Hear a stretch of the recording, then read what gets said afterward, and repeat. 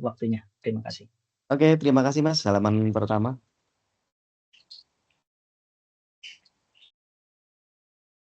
Ya, gini, kita analogikan pertama dulu supaya kita lebih mudah paham. Analoginya adalah begini. Di pikiran kita, di otak kita, ada kayak kandang. Kandang ini isinya adalah dua serigala. Serigala hitam dan serigala putih. Serigala ini selalu bertarung, berantem setiap saat. Berantem terus dia. Tapi nggak ada yang mati. Yang ada aja adalah yang satu semakin kuat, yang satu semakin besar, yang satu semakin hebat. Dan yang satu karena kalah dia semakin kurus, semakin lemah. Kalah, tapi tidak mati. Nah, serigala hitam dan serigala putih ini sebagai analogi atau simbol. Hitam sebagai yang jelek atau fujur tadi, putih sebagai yang bagus atau takwa. Kita semua punya dua ini. Dan dua-duanya ini hidup di dalam otak kita. Tidak akan pernah mati.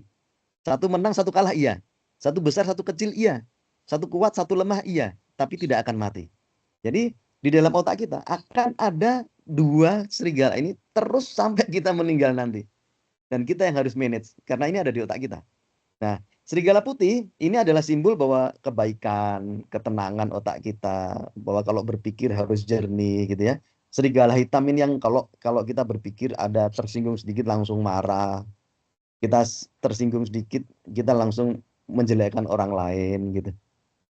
Nah, terus serigala dua ini dia besar, dia hebat, dia kuat itu karena kita kasih makan. Sama lah kalau kita punya kandang kucing misalkan, kucingnya ini kuat, makin besar, makin bisa berantem sama kucing yang lain. Kenapa? Karena kita kasih makan. Apapun yang di otak kita juga gitu. Apa yang sering kita dengar, itu jadi makanan buat serigala itu.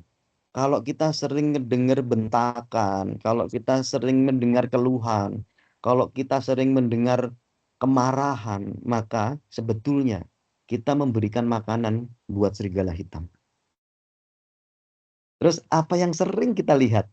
Kalau kita ngelihat ya selalu pertengkaran, selalu perselisihan, maka itu juga yang membuat serigala hitam dalam otak kita itu menjadi besar. Apa yang kita rasakan? Contoh, kita sering kecewa, kita sering sedih, kita sering marah, itu juga akan mempengaruhi. Itu sebagai makanan buat serigala hitam. Apa yang kita lakukan, apa yang kita omongkan, bahkan ada orang bilang walk the talk gitu ya. Apa yang kita omongin, apa yang kita lakukan, itu akan berpengaruh menjadi makanan buat dua serigala dalam pikiran kita. Baik atau buruk. Kalau kita sering ngomong buruk, berarti serigala hitam yang akan besar. Kalau kita ngomong baik, maka serigala putih yang akan besar. Dan termasuk apa yang selalu kita pikirkan. Kalau orang psikologi ngomong, kita adalah apa yang kita pikirkan. Benar atau salah, ya itu pikiran kita. Dan kenyataannya akan menjadi betul atau menjadi salah, tergantung pikiran kita. Jadi, semua yang ada di dalam hidup kita, sebetulnya kita membesarkan dua serigala itu. Tinggal kita mau kasih makan buat serigala yang mana, hitam atau putih. Gitu. Kalau kita sering marah, hari ini kita marah sekali, besok marah 2 kali, besoknya marah 3 kali. Kenapa hari keempat, hari kelima, dan seterusnya kita sering marah? Ya karena serigala hitam sudah terlanjur gede. Kita kasih makan terus, makin gede dia. Kita kasih makan terus, makin hebat dia, makin kuat dia.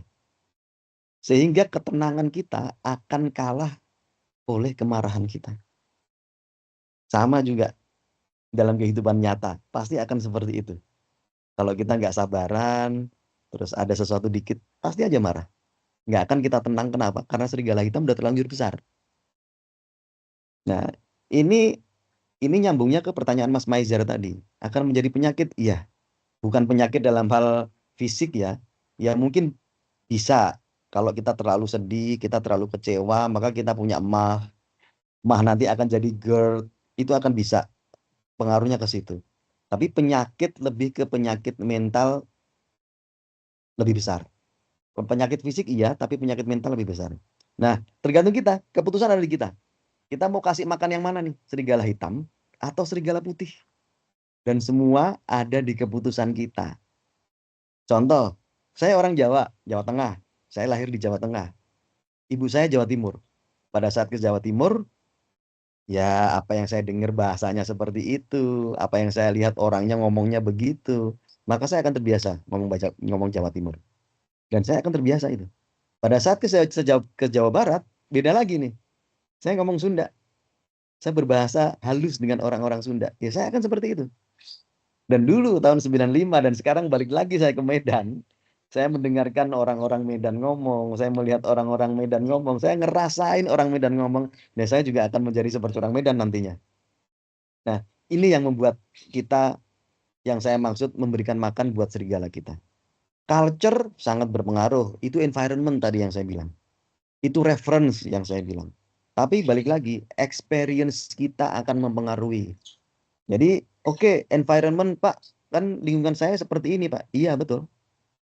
Tapi experience kita lebih mempengaruhi kita daripada environment.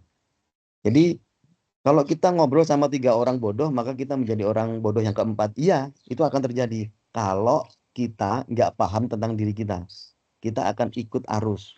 Tapi kalau kita bisa memilih, oh saya udah punya ilmu itu kok, saya cuma ngedengerin aja, dan saya nggak akan ikut arus. Maka kita pun akan bisa memblok hal-hal yang negatif dari lingkungan kita. Ini menjawab dari pertanyaan tadi juga yang tentang lingkungan, gitu ya. Oke, ini analoginya di dalam otak kita ada 2 serigala, hitam dan putih. Mana yang kita kasih makan, mana yang kuat, mana yang besar, mana yang hebat, itu tergantung kita yang ngasih makan. So, saya berharap kita tidak hanya menjalani hidup kita seperti biasa, tapi kita juga bisa memaknai hidup kita dengan baik. Gitu. Kalau ini analogi lagi, saya ngomong tentang cinta lah ya. Kalau kita paling paling mudah dan paling sering kan ngomong tentang cinta gitu ya. It's not about fall in love, it's about stand for love. Jadi bahkan tentang cinta pun Rumi, terus si From gitu ya, ngomongnya adalah bukan tentang jatuh cinta. Jatuh cinta itu gampang, tiap orang bisa jatuh cinta. Tapi bagaimana kamu bisa berdiri untuk cintamu? Kamu berkorban untuk cintamu. Kamu memaknai cintamu, itu yang paling penting. Jatuh cinta itu gampang. Tapi berdiri, stand for love, itu lebih sulit. So, sama. Kita hidup ini gampang, ikutin aja. Kalau mau marah-marah, kalau mau kecewa-kecewa, mau bentak orang. Tapi lebih penting lagi adalah memaknai. Apakah dengan membentak orang itu kita menjadi lebih baik? Apakah dengan merendahkan orang kita terus serta-merta menjadi tinggi? Enggak juga. Apakah dengan menjelekkan orang kita serta-merta menjadi baik? Enggak juga. Apakah dengan ngomong bahwa, oh kamu berdosa, terus kita masuk surga? Enggak juga. Tidak dengan melakukan hal-hal untuk orang lain, enggak. Tapi lebih baik adalah memaknai tentang hidup ini untuk diri kita sendiri. Oke, selanjutnya Mas, materi yang ke halaman kedua.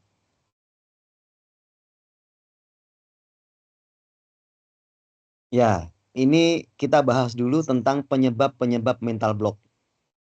Ya, ada yang ngomong bahwa penyebab mental block, si filosof orang Islam ngomong, Ibnu Sina pernah ngomong bahwa kita harus menjaga 3 kesehatan dalam diri kita, termasuk kesehatan badan, kesehatan pikiran, dan kesehatan hati. Nah, lack of rest, kesehatan badan, ini sangat mempengaruhi terhadap mental block. Jangan berharap mental kita sehat-sehat saja, baik-baik saja, hati kita tenang kalau kita sakit. Jadi kalau dibilang mens sana in corpore sana, itu betul. Di dalam badan yang sehat terhadap jiwa yang sehat, ya karena badan kita harus sehat dulu. Nggak bisa kita sakit terus kita ngomong mental saya baik-baik saja kok, hati saya tenang kok, baik-baik saja, nggak bisa. Pertama yang harus kita lakukan adalah kita menjaga kesehatan diri kita. Jadi lack of rest, please, ini mulai diminimalisasi. Boleh kita kerja sampai jam 10 malam, tapi tolong jaga harmoni. Kalau anak sekarang ngomongnya life balance gitu ya, work life balance, ada ilmu yang lebih tinggi dari itu sekarang. Kita harus ngomong tentang work life harmony. Kalau work life balance, anak-anak sekarang kan, Pak, jam 5 sore harus pulang dong, Pak. Saya kan harus ke kafe sama teman-teman saya. Itu work life balance. Tapi sekarang kita ngomongnya work life harmony. Sesekali nggak apa-apa lembur. Sampai jam 2 malam nggak apa-apa. Karena kalau kita nggak menyelesaikan pekerjaan kita, kita pun akan ada stres. pekerjaan kita ke bawah tidur, itu akan bikin kita stres pada saat bangun pagi. Sehingga lebih baik menyelesaikannya, pikiran kita tenang, kita tidur. Jadi work life balance nanti kita pelajari ulang menjadi work life harmony. Nggak harus pulang jam 5, nggak harus. Sabtu nggak harus libur. Minggu pun nggak harus libur misalkan. Tapi misalkan minggu ada event, kita ajak anak kita ke event, nengokin teman-teman kita, dampingin teman-teman kita di Car Free Day misalkan. Nggak masalah kan dengan itu semua. Itulah harmoni gitu. Nggak hanya balance, tapi kita lebih ke harmoni. Oke, yang pertama lack of rest kita kurangi. Kita tetap harus tidur. Even kita ngomongnya sejam, 2 jam, 3 jam, lebih baik 6 jam, kita harus tidur. Yang kedua, feeling overwhelmed. Anak sekarang ngomongnya overthinking. Overthinking ini kalau saya bilang termasuk mental block yang sangat parah. Kita belum apa-apa udah overthinking. Pak, target kita tinggi Pak. Tadi yang Mas Januar bilang, targetnya tinggi sekali Pak. Iya, tapi nggak perlu overthinking. Target itu dibuat supaya kita tetap optimis.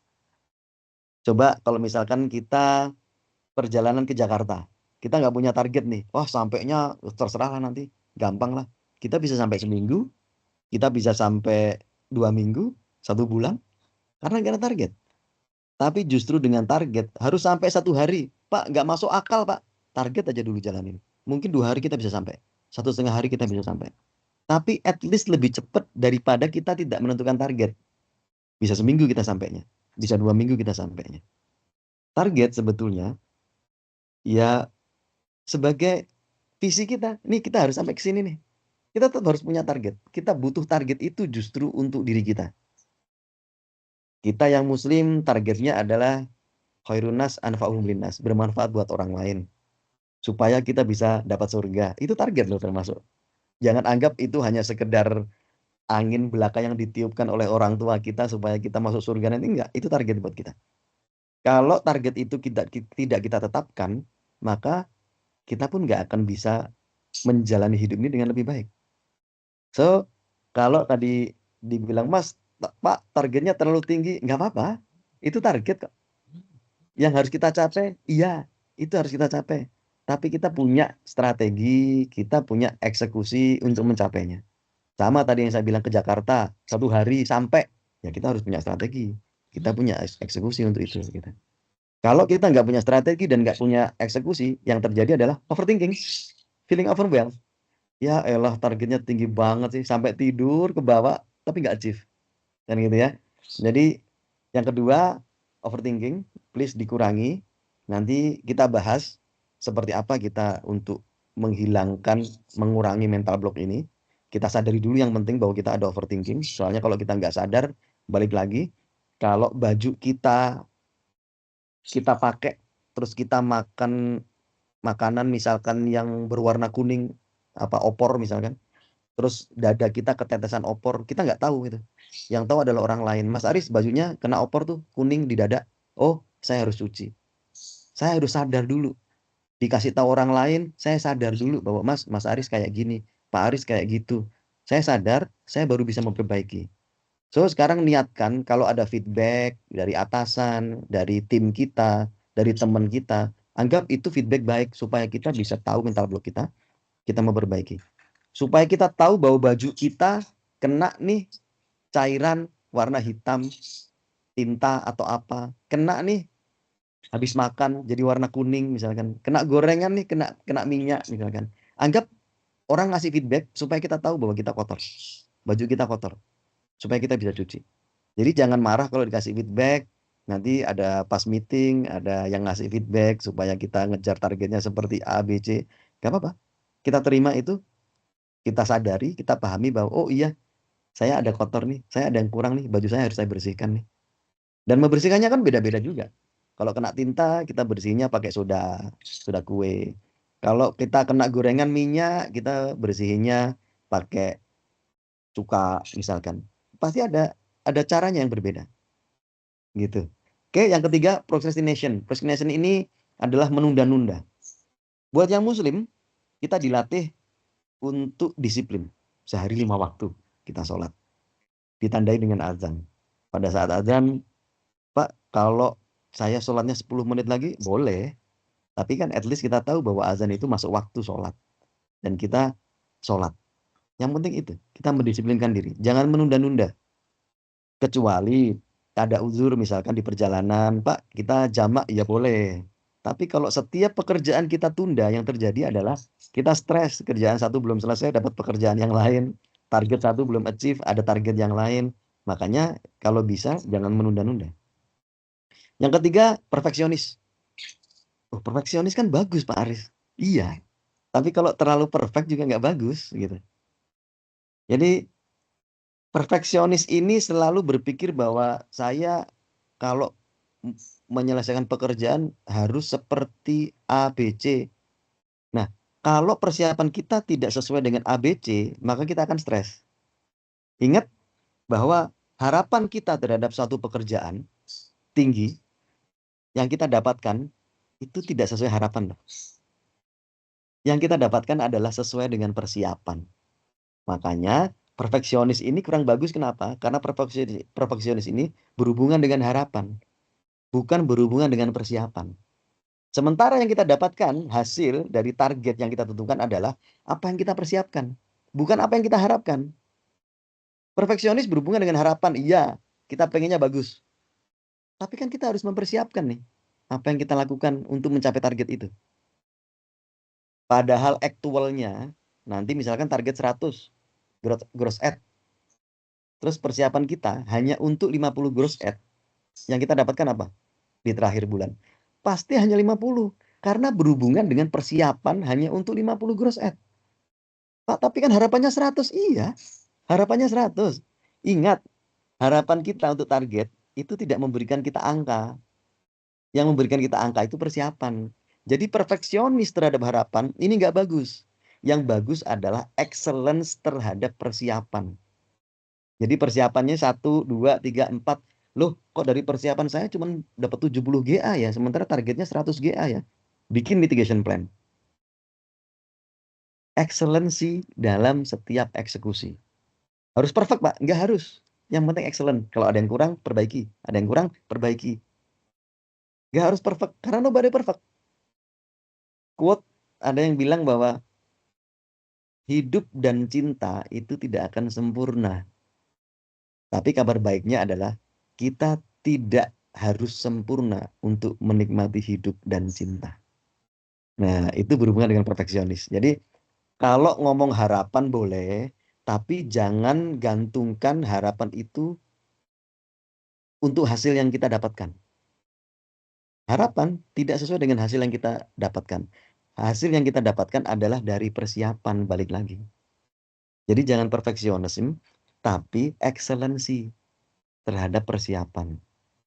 Oke, next. Pure physical health ini sebetulnya berhubungan dengan lack of rest. Kalau kita kurang istirahat, kita akan ada poor physical health. Jadi kesehatan fisik kita akan menurun. Ini dari makanan kita, dari istirahat kita, ya. Biasanya orang ngomong bahwa Mas, hidup kita itu dari 3 pola, pola makan, pola gerak, dan pola pikir. Jadi tentukan mana yang menurut kita kurang. Pola pikir, oh saya udah mikirnya udah tenang kok, udah transparan kok. Berarti pola gerak. Oh, saya udah olahraga kok. Berarti pola makan. Tiga pola ini kalau kita jaga, insya Allah kita akan sehat. Udah sesimpel itu sih sebetulnya. Tapi akan sulit pada saat kita mengimplementasikannya. Tapi at least minimal kita tahu, kita sadari apa yang kurang dari diri kita, terus kita improve. Terus yang ketiga, depression. Depression ini kita dapatkan biasanya kalau ada pekerjaan-pekerjaan yang belum kita selesaikan. Ini berhubungan dengan pekerjaan ya. Saya ngomongnya berhubungan dengan pekerjaan. Jadi hubungannya dengan procrastination tadi. Dengan menunda-nunda. Semakin banyak kita menunda-nunda, sebetulnya semakin banyak pekerjaan yang tidak terselesaikan. Jadi contoh paling gampang, kemarin saya pada saat S2 gitu ya. Kan kita bikin tesis gitu ya. Tesis dikasih waktu 3 bulan. Biasanya kita, itu bulan ketiga baru jalan. Oh nantilah, kerjaan masih banyak. Oh nantilah, aku achieve gross add dulu. Ah nantilah, aku briefing timku dulu gitu ya. Sementara malam kita udah kecapean, kita tidur, kita lupa kalau tesis tinggal sebulan lagi, kan gitu biasanya. Bulan ketiga baru kita ngejar, gak tidur. Padahal seharusnya jangan menunda-nunda. Bab 1, bab 2, bab 3 lakukan di bulan pertama. Bulan kedua kita udah analisis, bab 4 sudah. Tinggal nanti kalau ada yang kurang-kurang bab 3 menyelesaikan gitu. Nah, karena kita procrastination tadi menunda-nunda yang harusnya bab 1, 2, 3 di bulan pertama, terus kita lakukan di bulan ketiga, nggak selesai nih. Ketambahan lagi, briefing tadi pagi, tim saya ada yang seperti ini, nggak selesai pekerjaan nih. Kita bawa semua di malam hari, itu yang bikin depression. Jadi, gampangnya gini teman-teman analoginya. Hidup kita dalam satu hari, pagi sampai malam sebelum tidur, itu kita simpan dalam flash disk. Flash disk, karena satu hari. Tapi kita punya hard disk, di mana kita menyimpan emosi, rasa, ingatan, tadi, experience, pengalaman, dan yang lainnya, itu di dalam hard disk yang gede. Kapan perpindahan dari flash disk ke hard disk? Yaitu pada saat mau tidur, malam hari. Nah, itulah saatnya brain drain. Otak kita dikosongkan, terus dari flash disk tadi masuk ke hard disk. So, kalau dalam satu hari di flash disk teman-teman ini banyak pikiran kotor, banyak dendam, banyak kemarahan, banyak kekecewaan, dan yang lainnya, maka pada saat tidur belum selesai ini, masuk dia ke dalam hard disk. Itu kenapa saya tadi ngomong kalau hari ini marah, marah sekali, besok marah 2 kali, besoknya marah 3 kali, terus menerus.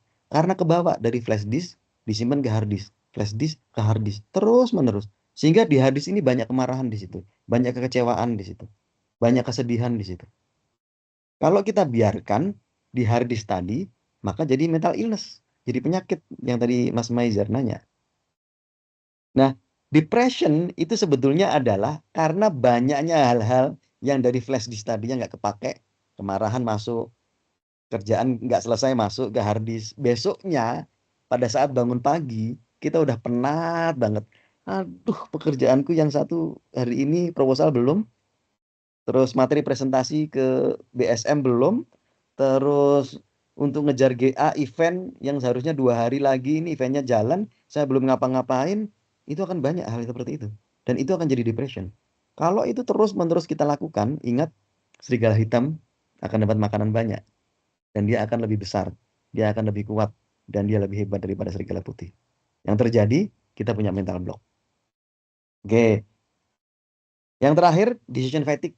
Decision fatigue itu gini teman-teman. Kalau teman-teman pengen melakukan sesuatu, pengen memutuskan sesuatu, itu teman-teman sudah mikirin banyak hal. Kalau tadi saya ngomong overthinking, ini adalah kelanjutan dari overthinking. Yang paling sering ini, saya ngasih contoh paling gampang itu buat cewek, bukan saya terus ngomong cewek nggak bagus, enggak. Ini contoh saja. Cewek teman sering gini, misal nih, bulan depan 3 bulan lagi ada yang nikah, kita dapat undangan, kita harus ke kondangan gitu.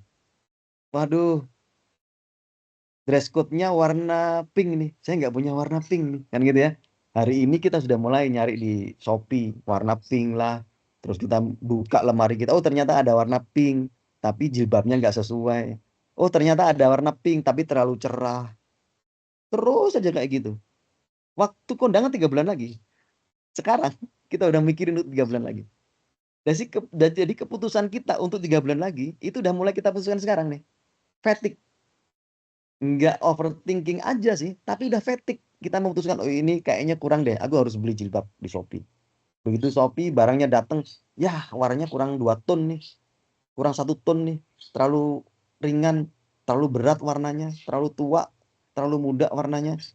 Keputusan terus kita ambil sekarang, padahal untuk 3 bulan lagi nih kita ke kondangan. Fatigue banget kita.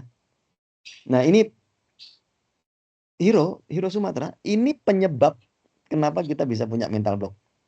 Jadi kalau kita merasakan ini, so please, saya berharap saya juga mulai belajar, mulai meminimalisir ini. Nggak bisa hilang Pak, iya nggak bisa hilang. Tapi minimal minimalisir supaya kita tidak terlalu banyak depression, tidak terlalu banyak decision fatigue. Otak kita kosong, kita kosongkan untuk memikirkan hal-hal dalam pekerjaan hari ini. Bukan untuk 3 bulan lagi. Gitu. Tapi Pak, target kan sebulan. Ya kan kita breakdown. Kita chunk down menjadi per hari. Itu pentingnya. Kita breakdown, kita pipeline. Oke, Mas Maizer, halaman berikutnya. Ini kita sudah ngomongin tentang penyebabnya. Halaman berikutnya kita ngomongin tentang mental blocknya. Paris, mental blocknya di sini ada 7. Iya, contoh. Saya nggak akan bahas terlalu banyak karena waktu juga. Ini hanya contoh-contoh mental block yang bisa kita bahas, gitu ya. Contoh self doubt. Self doubt ini adalah pada saat kita ngerasa bahwa kok aku nggak bisa kayak dia ya, kok aku malu ya kalau tampil di depan umum ya, kok aku nggak percaya diri ya kalau ngomong di depan umum di webinar ya. Ini kita punya mental block self doubt biasanya ini karena pengalaman masa lalu. Tadi yang saya bilang experience kita itu punya yang namanya inferior complex syndrome. Kenapa bisa terjadi? Contoh, pada saat kecil kita dikomparasi dengan saudara kita. Misalkan, kamu tuh nggak kayak kakak kamu pinter, selalu ranking 1, di kelas jadi ketua kelas, kok kamu nggak bisa? Nah, karena kita sering dibuat seperti itu oleh orang tua, kita punya nih pengalaman inferior complex syndrome, yang pada akhirnya nanti akan jadi self block, mental block. Makanya hati-hati, tadi yang saya bilang, yang sulit adalah yang berhubungan dengan experience. Karena tim kita kerja sama kita barusan setelah dewasa. Waktu kecil kita nggak tahu. Maka kita bisa pakai hipnoterapis untuk tim kita yang seperti ini. Tapi at least kita tahulah bahwa oh dia punya self doubt nih. Oh dia dulu kecil punya inferior complex syndrome nih. Kita cari tahu terus kita bantu dia. Nah, oke. Kalau kita udah sadar kita punya self doubt, maka nanti kita bisa memperbaiki diri kita seperti apa. Yang kedua, comparison. Ini yang tadi saya contohkan, inferior complex syndrome. Biasanya itu karena comparison ini. Kita dibanding-bandingkan. Atau kita sendiri nih yang memperbandingkan dengan orang lain gitu. Tadi pertama saya ngomong tentang self-serving bias. Bias diri kita terhadap hidup kita. Salah satunya adalah aktor bias. Salah satunya. Tadi saya ngomong tentang insight bias. Ini yang kedua adalah aktor bias. Aktor bias ini biasanya dengan comparison nih, nyambungnya. Contoh, kalau saya punya kesalahan, melakukan sesuatu, terus kerjaan saya nggak selesai, itu biasanya saya terus ngomongnya gini, ah ini kan karena si A tadi yang nggak melakukan sesuai dengan plan. Ah ini kan karena Gojeknya nih, tadi karena lambat saya jadi telat, gitu ya. Komparasi diri kita bukan terhadap diri kita, tapi terhadap suatu keadaan. Tapi kalau orang lain yang melakukan kesalahan, kita ngomongnya adalah, ah itu kan dia yang kurang. Itu kan dia yang kurang belajar. Itu dia yang kurang berlatih. Itu dia yang kurang training. Itu dia yang kurang strategi. Kita nggak mau nyalahin situasi atau keadaan orang lain. Kita komparasinya nggak fair, nggak apple to apple. Kalau kita melakukan kesalahan, kita nyalahin situasi keadaan. Kalau orang lain melakukan kesalahan, kita salahin orang lain, bukan keadaannya, bukan kita pelajari gitu. Nah, comparison ini akan menjadi jahat pada saat kita dalam tim. Karena ada actor bias tadi. Kita menjadi orang yang paling hebat. Orang lain mah enggak. Kalau ada yang salah, itu kamu yang salah. Tapi kalau ada yang kita yang salah, oh itu bukan saya yang salah. Itu keadaan yang salah. Comparison ini menjadi jahat, menjadi mental block buat kita. Dan tim kita, jangan salah. Tim kita juga akan ada masalah nanti karena kita punya comparison. Jadi hati-hati. Yang penting kita sadari, kita pahami, kita punya comparison, nanti kita tahu caranya seperti apa untuk menyelesaikannya. Next, tunnel vision. Tunnel vision ini tahu corong ya teman-teman ya. Kalau kita mau masukin minyak ke dalam botol, kita biasanya pakai corong yang seperti ini. Jadi yang atasnya besar, bawahnya kecil supaya bisa masuk ke botol. Kita tuangin minyak. Nah, tunnel vision ini kalau kita pakai corong itu di mata kita, ujungnya kecil gitu. Kita ngelihat tuh, oh dunia ini kok warnanya merah ya. Ya padahal kebetulan aja yang kita lihat di corong ujungnya itu adalah warna merah. Padahal dunia kan tidak seperti yang kita lihat. Kita ngelihat dunia ini merah, ya karena kita lihat merah. Tapi dunia ini kenyataannya bukan merah. Tidak hanya dari sekedar apa yang kita lihat kan ya. Dunia ini punya kenyataan tersendiri. Warnanya ada hijau, biru, kuning, abu-abu. Karena kebetulan kita ngelihat warna merah, bukan berarti dunia ini merah. Kalau kita melihat dunia ini merah, karena tunnel vision tadi. Kecil ujungnya. Kita hanya melihat seperti apa yang kita lihat. Ini paling gampang adalah kalau kita ngelihat kesalahan orang lain nih. Kalau nggak achieve aja, kita ini karena markomnya gini, ini karena salesnya gini, ini karena supportnya gini, gitu. Yang kita lihat tunnel vision aja. Coba kita lihat sesuatu itu dengan kenyataannya, bukan dari apa yang kita lihat. Jadi misal, kok nggak achieve ya? Oke, kita analyze semua yuk. Kita evaluate semua yuk. Gitu. Tadi Om Ono udah ngomong tentang taksonomi belum tuh? Remembering, understanding, applying, analyzing, evaluating, baru create. Ini create ini yang tertinggi. Nah, kalau ada sesuatu, please tolong analyze dan evaluate dulu. Jangan nyalain orang lain. Jangan tunnel vision. Oh, ini targetnya terlalu tinggi tuh. Itu paling sering tuh. Karena tunnel vision. Kenapa target tinggi?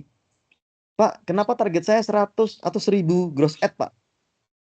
Padahal sekarang saya cuma mampu 500 gross ad, Pak. Ya kan target 1000.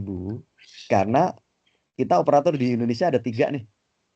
Kalau kita bisa 500, sebetulnya potensinya itu 1500. Karena operator yang lain 2, sama-sama punya 500 kan gitu ya. Paling gampang kan gitu. Paling gampang kalau kita nanya, kenapa targetnya tinggi? Ya karena operator yang lain kan punya tuh. Kita juga punya tanggung jawab tuh ngerebut pelanggan dari operator lain kan gitu ya.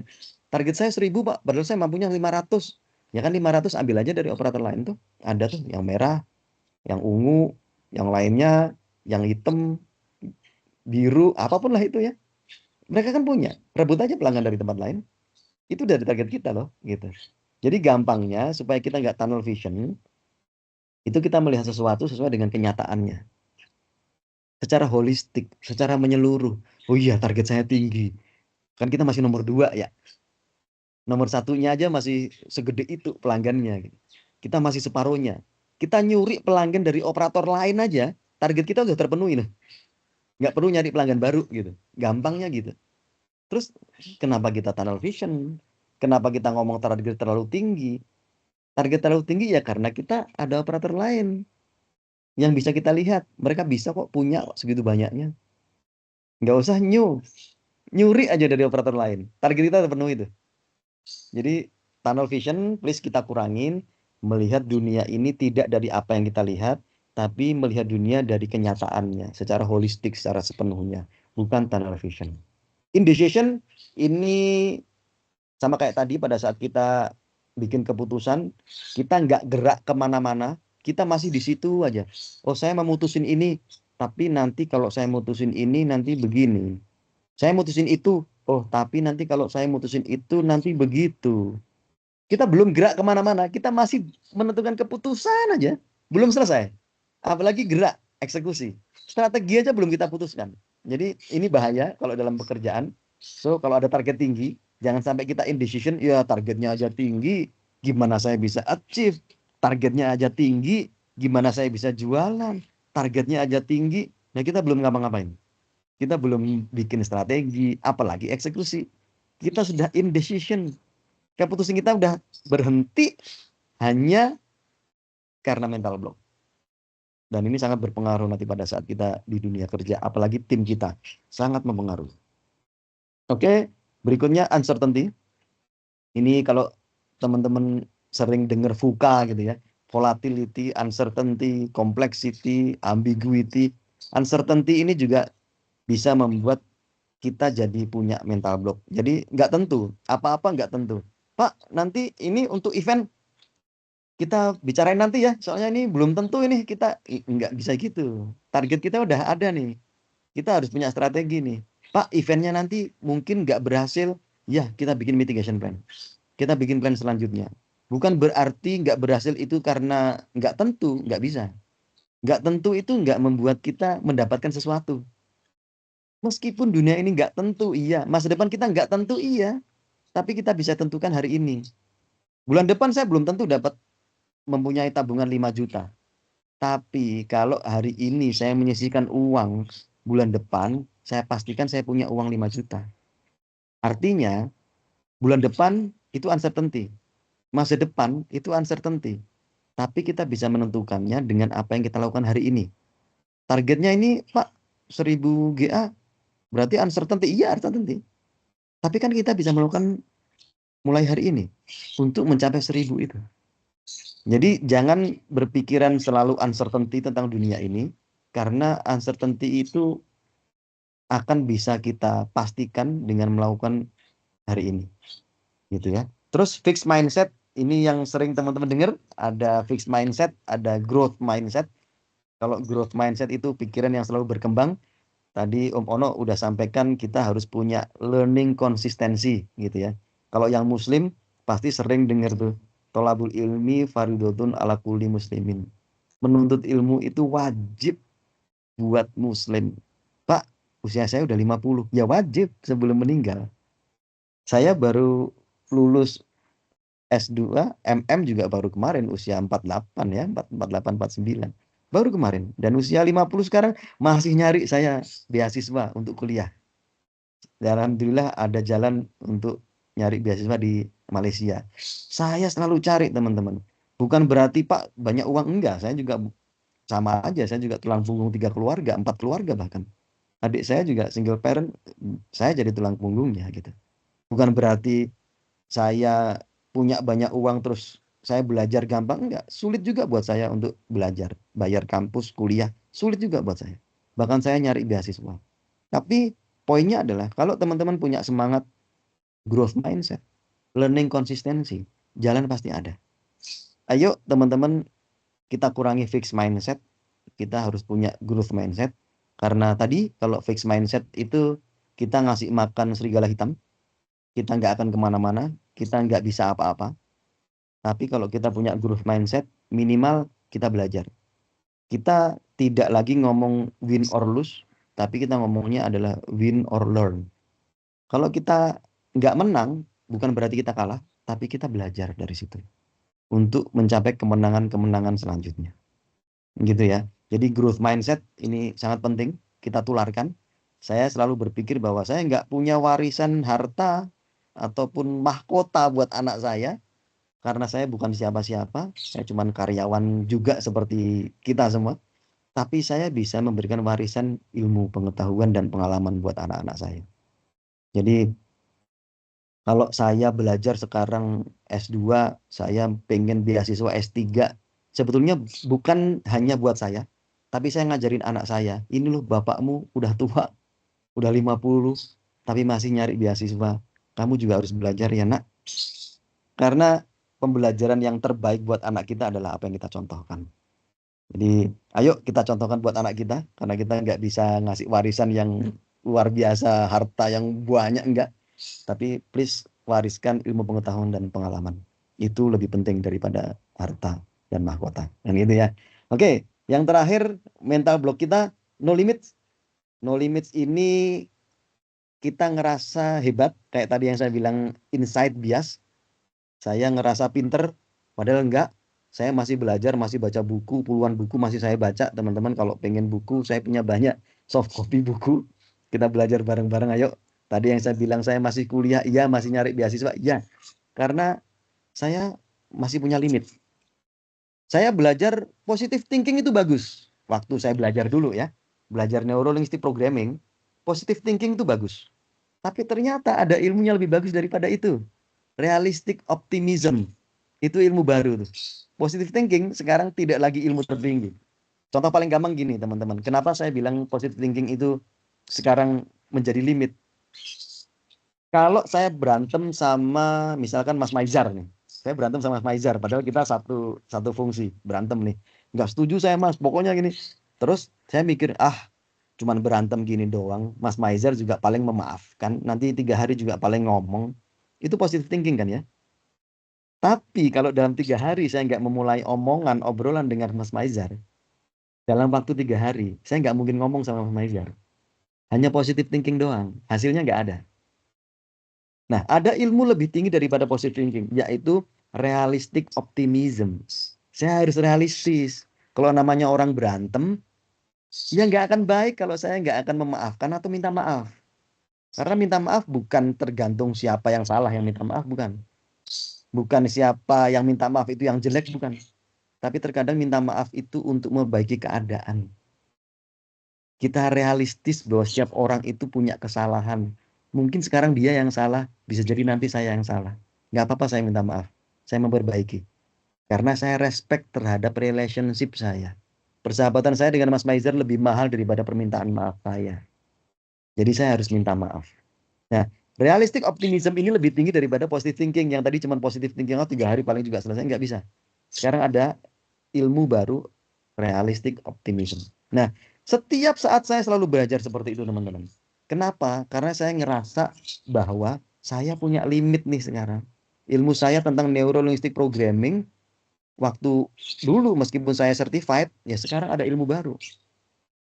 Psikologi berkembang terus. Saya harus belajar. Ilmu saya limit. Nah, kalau kita punya mental block no limit, yang terjadi adalah kita nggak akan belajar lagi. Dan kita nggak akan berkembang lagi. So, kurangi kita berpikir bahwa, oh saya udah hebat, saya udah S2 kok, buat apa saya belajar lagi? Oh saya udah certified coach kok, ngapain saya belajar lagi coach? Oh saya udah certified neurolinguistic programming kok, ngapain saya belajar lagi? Enggak. Kita semua punya limit. Ilmu yang saya belajari sekarang pun, limitnya adalah hari ini. Untuk besok, saya harus belajar baru lagi. Gitu. So, no limit ini menjadi mental block yang sangat buruk buat kita. Sadari kalau kita punya no limit dan perbaiki diri. Oke, ini mental block yang kita bahas. Mas, halaman ketiga, terakhir, ini bagaimana cara kita keluar atau memanfaatkan mental block itu. Mental block ada, kita sadari, kita pahami, terus kita keluar dari mental block ini, bukan untuk menghilangkan karena nggak akan bisa. Ini serigala hitam tetap ada, tetap hidup dia, tapi dia bisa kita kalahkan. Gitu ya. Caranya gimana? Break your project down. Ini kalau Om Ono bilangnya pipeline, gitu ya. Kalau ada orang ngomong bilangnya breakdown, chunk down, kecil-kecil. Target 1000 gross add kelihatan gede. Tapi kalau dibikin per hari bisa kecil. Cuman 30 loh, cuman 35 gross add loh. Tim kita berapa? DSF ada 5. Satu orang cuman 7 loh. Nah, itu baru DSF. DSE ada berapa? DSF ada 12, Pak. Nah, berarti 17. 35 bagi 17 cuman 2. Satu hari cuman 2 GA. Pastiin 2 GA aja. 1000 GA dalam 1 bulan pasti achieve. Jadi saya ngajarin anak saya, sayang, gimana caranya kalau ada gajah di depan kamu dan kamu harus memakan gajah itu sampai habis? Pertama jawabannya, ya nggak bisa ya. Mulut saya kan kecil, gajah kan gede. Terus terakhir pada saat setelah saya latih dia, saya kasih pelajaran dia, saya kasih pengalaman dia ngomong, oh iya bisa ya ternyata ya. Kita iris gajahnya kecil-kecil. Terus kita makan sedikit demi sedikit. 1 jam kita makan 1 iris. 1 jam kita makan 1 iris. Berapa puluh jam, berapa ratus jam gajah itu pasti akan habis saya makan. Ya sama, analoginya seperti itu teman-teman. Targetnya gede, iya. Targetnya luar biasa, iya. Chunk down, breakdown, pipeline. Tiap hari kita lakukan konsistensi. Sehari 1 orang 2 GA aja. Kita punya tim, semua 2 GA minimal itu. Maka kita akan achieve. Sebetulnya sesimpel itu. Gampang mas kalau ngomong iya. Tapi kan kita harus nyoba. Karena sekarang ini kan kita nggak konsisten nih. Briefing kita tanya kemarin, kamu berapa? 1 Pak. 1 kita biarkan. Maka dia menganggap bahwa 1 itu sudah bagus. Maka besok dia nggak akan achieve 2. Dia akan achieve 1. Oh 1 udah dianggap bagus kok. Nah, nanti kita belajar nih leadership. Ada materi lagi tentang leadership. Gimana cara kita ngasih apresiasi teman-teman pada saat forum. Mungkin targetnya 2, yang 3 kita kasih apresiasi. Apresiasi nggak harus besar. Bahkan kita tepuk pundak teman kita, tim kita, itu adalah sebuah apresiasi. Thanks bro, lo hebat. Kalau nggak ada lo, tim kita hancur nih. Itu juga sebuah apresiasi gitu. Oke, next, change your environment. Tadi yang saya bilang, yang pertama experience, environment, dan reference. Ya, 3 ini sangat penting. Jadi environment, ingat teman-teman. Tadi dibilang bahwa Pak, lingkungan saya nggak kondusif Pak. Selalu mengeluh Pak. Ya kan, Anda salah satunya gitu ya. Saya salah satunya. Jadi kalau ada lingkungan yang kurang kondusif, tanggung jawab kita adalah merubahnya. Gimana caranya Pak? Ya kalau dalam Islam kita kenal namanya ijtihad. Ijtihad itu merubah sesuatu dengan pemikiran kita. Yang kedua jihad. Jihad itu merubah sesuatu dengan tenaga kita. Yang ketiga mujahadah. Mujahadah itu merubah segala sesuatu dengan pemikiran dan tenaga kita. Benar-benar dengan ikhlas kita merubahnya. Maka insya Allah akan terjadi perubahan. Gitu ya. Jadi kalau lingkungan kita Pak sekarang belum betul, ya betul kan? Dari mana, Pak? Ya dari sedikit demi sedikit. Dari diri kita, dari sekarang, dari hal kecil. Lakukan perubahan, maka environment kita akan berubah. Oke? Berikutnya, learn and do a new thing. Ayah saya seorang supir truk dari kampung kecil Kudus, Jawa Tengah. Yang tahu Kudus ya, yang tukang bikin rokok, Polytron, itu Kudus semua tuh. Dari kota kecil Kudus. Waktu itu ayah saya hanya seorang supir truk. Kalau saya hanya ngikutin apa yang diajarin ayah saya, maka hanya jadi sopir saya. Paling naik pangkat ya supir angkot lah, punya angkot gitu ya. Tapi kan saya harus belajar baru, belajar hal baru. Hidup saya baru. Hidup yang dialami ayah saya, yang diajarin ke saya, itu sudah usang. Sementara hidup saya, masa depan saya, ayah saya belum ngalamin. Artinya, saya harus mempelajari hal baru untuk masa depan saya. Yang diajarin ayah saya, iya bagus itu. Pengalaman ayah saya. Yang saya bisa pakai untuk hidup sampai hari ini. Karena pengalaman saya kemarin. Tapi untuk hidup sampai masa depan saya harus belajar hal baru nih hari ini. Tidak bisa saya belajar dari yang kemarin ayah saya ajarin untuk masa depan saya. Ya bisa, tapi nggak akan sehebat itu. Saya harus belajar juga hari ini untuk masa depan.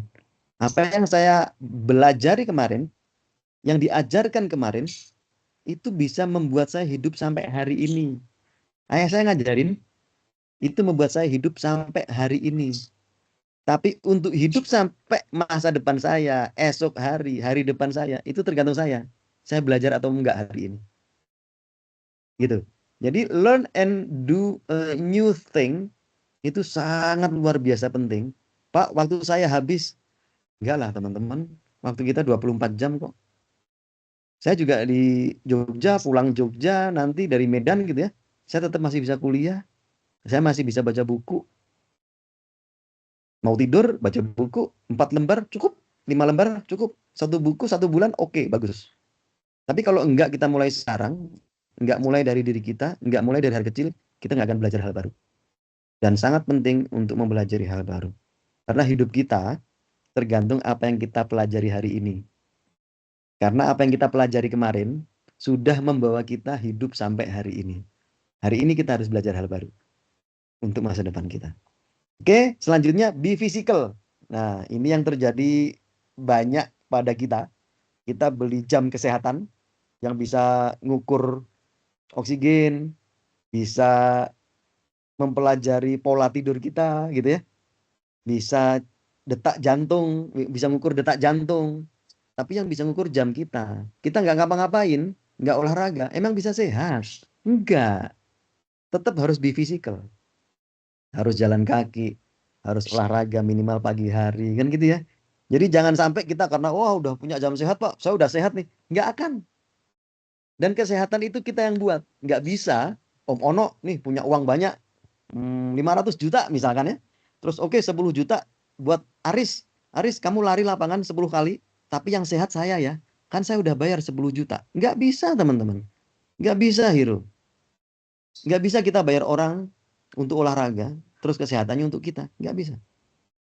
Kalau kita pengen sehat, ya kita cari kesehatan itu sendiri. Dari diri kita. Dari 3 pola tadi. Pola gerak, pola pikir, dan pola makan. Nggak bisa kan? Terus saya bayar Mas Maizar. Mas Maizar main bola tiap hari ya. Nanti yang sehat saya nggak bisa juga. Meskipun kita bayar gitu. Nggak bisa. Kalau pengen sehat ya kita be physical.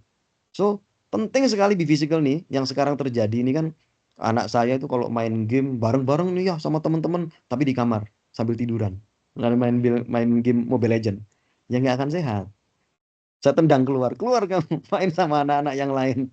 Main apa ya? Nggak tahu. Pokoknya main aja keluar sana. Ke mana ya? Ya ke tempat teman sana. Tak kasih uang sana. Main ke tempat teman.